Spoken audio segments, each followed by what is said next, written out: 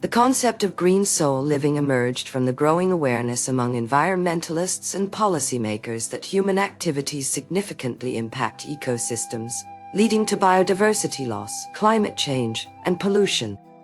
Originating in ecological conservation efforts during the late 1980s, with the creation of protected areas such as national parks and wildlife sanctuaries, it gradually shifted towards a broader focus on sustainability in daily living.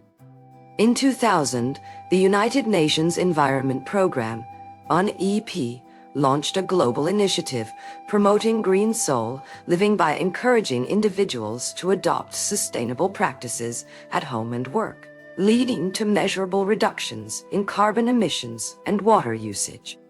Key developments include the rise of eco-friendly products, such as biodegradable plastics and solar-powered household appliances, which have seen significant increases in sales since 2015.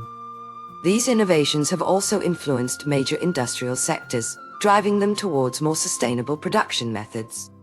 As a result, the global economy has experienced growth while minimizing environmental damage, with data showing that green investments have contributed to reducing greenhouse gas emissions by approximately 30% worldwide between 2015 and 2045.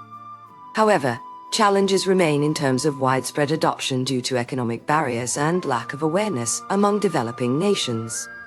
Despite these hurdles, experts predict that by the year 2050, green soul living will have become an integral part of daily life. Globally, with nearly half of all households adopting sustainable practices like recycling and reducing single-use plastics, resulting in a substantial reduction in environmental degradation and enhancement of biodiversity.